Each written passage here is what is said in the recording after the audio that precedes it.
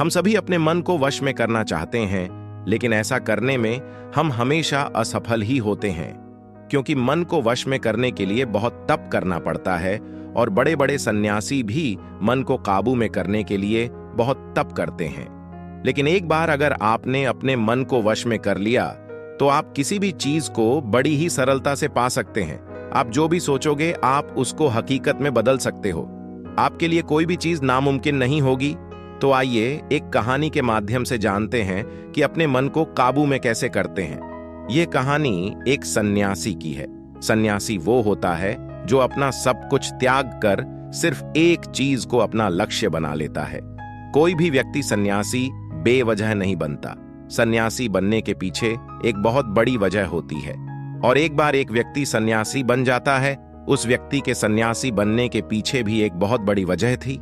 सन्यासी बनने से पहले उस व्यक्ति के मन ने उस व्यक्ति से बहुत से गलत कार्य करवाए थे, बहुत से पाप करवाए थे, और उस व्यक्ति का मन उसका मालिक बन चुका था और वो अपने मन का गुलाम। जीवन के हर सुख, आराम और ऐश्वर्य प्राप्ति के बाद भी उस व्यक्ति के मन में अथाह पीड़ा थी, और यही मानसिक पीड़ा उसे सन्यासी बना देती है। सन्यासी बनने के बाद वो व्यक्ति सांसारिक दुनिया से दूर हो जाता है, जंगल में रहने चला जाता है, ध्यान करता है, तरह तरह की साधनाएं और अभ्यास करता है, भिक्षा मांगकर भोजन करता है, एकांत और मौन का अभ्यास करता है। लेकिन फिर भी उस व्यक्ति का मन शांत नहीं होता। वो अंदर से बेचैन और परेशान ही रहता है। यहाँ एक बात समझने वाली है कि ध्यान या किसी भी साधना का जो शुरुआती बिंदु है, उसकी शुरुआत भी तभी की जा सकती है जब हमारा मन शांत हो, जब हमारा मन हमारी सुनता हो। लेकिन उस सन्यासी का मन ना तो शांत था और ना ही उसकी सुन रहा था। उस सन्यासी के मन में यह बात गहराई से बैठती जा रही थी कि मन को वश में करना, मन पर काबू पाना असंभव है।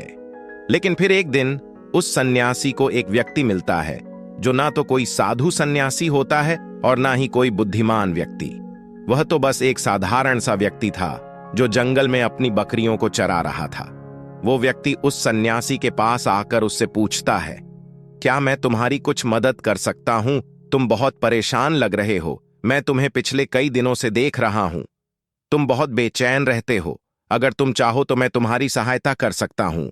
उस व्यक्ति की बात सुन सन्यासी कहता है, भला तुम क्या मेरी मदद कर सकते हो? तुम तो एक संसारी हो जो अपनी मोह माया में लिप्त रहता है। यह सुन वो व्यक्ति उस सन्यासी से कहता है, मैं तुम्हारी मदद कर सकता हूं। मैं मन को वश में करना जानता हूं। सन्यासी उस व्यक्ति के मुंह से यह बात सुनकर जोर से हंसता है और कहता है, क्या कहा तुमने? तुम मन को वश में करना जानते हो? मैंने अपना सब कुछ त्याग दिया और आकर जंगल में रहने लगा हूं। तब भी मैं अपने इस मन का गुलाम हूं और तुम कह रहे हो कि तुम इसे वश में कर सकते हो। वह व्यक्ति कहता है, मन को वश में करने के लिए सभी वस्तुओं का त्याग करना आवश्यक नहीं है और ना ही जंगल में आकर रहना जरूरी है। बस एक चीज है जिसे छोड़ना सबसे जरूरी है। वह सन्यासी उस व्यक्ति से पूछता है, वही एक चीज क्या है?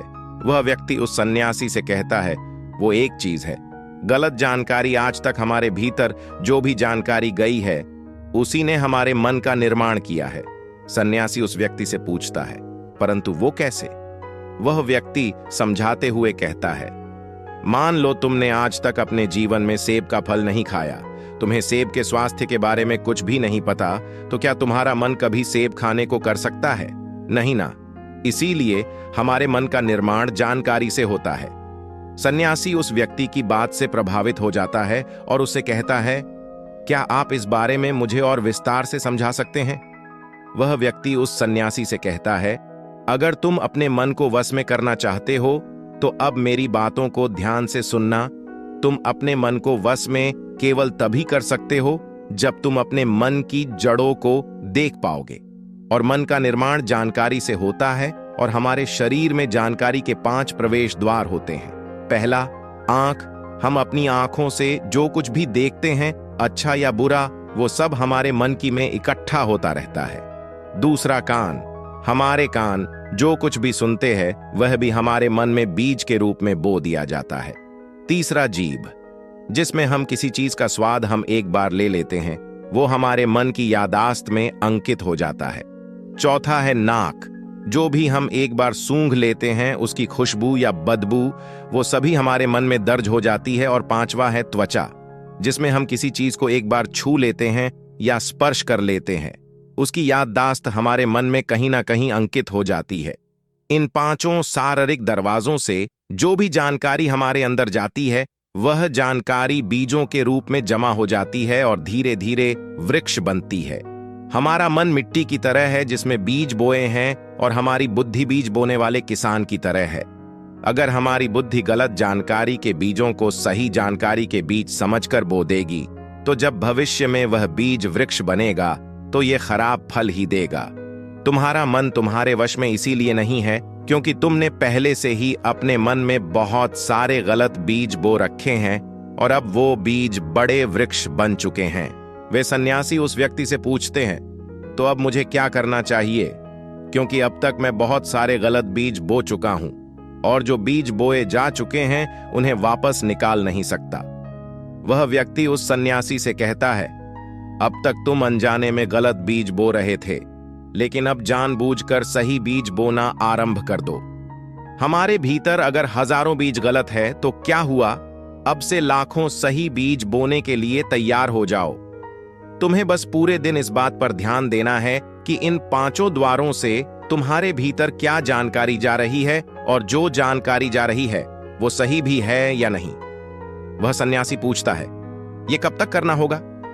वह व्यक्ति कहता है, पूरी जिंदगी भर। जिस प्रकार तुम हर दिन अपने पेट को अच्छा भोजन देते हो, उसी प्रकार तुम्हें हर दिन अपने दिमाग को भी अच्छा भोजन देना है, यानी सही जानकारी और सही विचार। जीवन में हर दिन हर पल तुम्हें सिर्फ दो विकल्प मिलेंगे, जिसमें से एक विकल्प तुम्हारे लिए सही होगा और दूसरा गलत, लेकिन तुम्हें हर बार सही विकल्प का ही चुनाव करना है।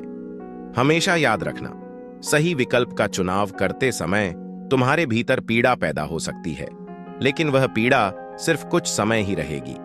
इसीलिए चाहे तुम्हारे अंदर कितनी ही पीड़ा क्यों ना हो, तुम्हें हर बार सही का ही चुनाव करना है।